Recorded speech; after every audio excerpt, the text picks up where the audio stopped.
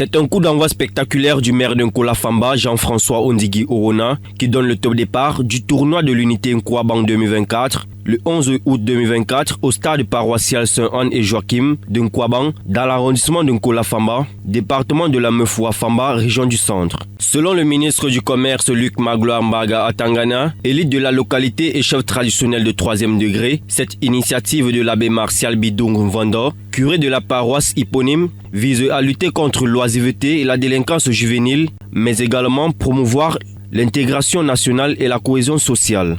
Donc occuper les jeunes pour qu'ils aient un esprit sain dans un corps sain et les préparer aussi à la suite. La suite, c'est la rentrée scolaire. Il ne faut pas qu'ils retournent à l'école trop abîmés. À travers le nom de baptême de ce tournoi, le tournoi de l'unité, c'est pour marquer la caractéristique de notre village. Ce village-ci, tant est que Nkwabang est encore un village, mais en réalité, Nkwabang est un carrefour des peuples. Le ministre du Commerce Luc Magloire Mbaga Atangana, par ailleurs, président d'honneur des conseils paroissiaux de la dite paroisse et parrain du tournoi, appelle les jeunes à soutenir les idéaux du Rassemblement démocratique du peuple camerounais, impulsé par son président national, le chef de l'État Paul Biya, dans un contexte qui garantit à la jeunesse un avenir radieux grâce aux politiques publiques mises en place par le gouvernement. Nos pays vivent un tournant fondamental historique à travers l'action de nos dirigeants.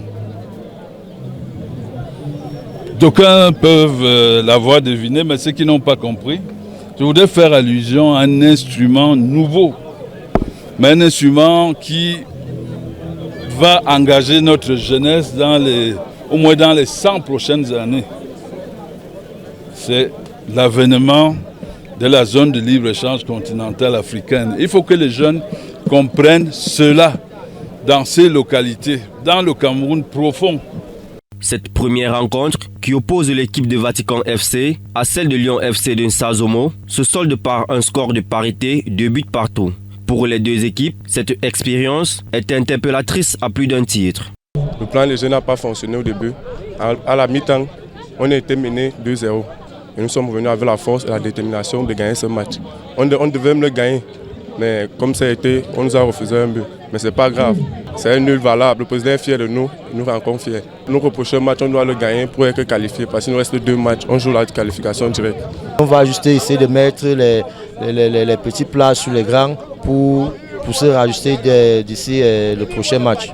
Vu l'intensité du match, ce tournoi aura vraiment de la valeur, quoi. Une minute de silence est observée en hommage au président et aux membres du club Vatican FC décédés. Le match d'ouverture est précédé d'une grande parade culturelle. À la compétition est associée une vente promotionnelle des produits de première nécessité et des fournitures scolaires. Le tout dans une ambiance folklorique.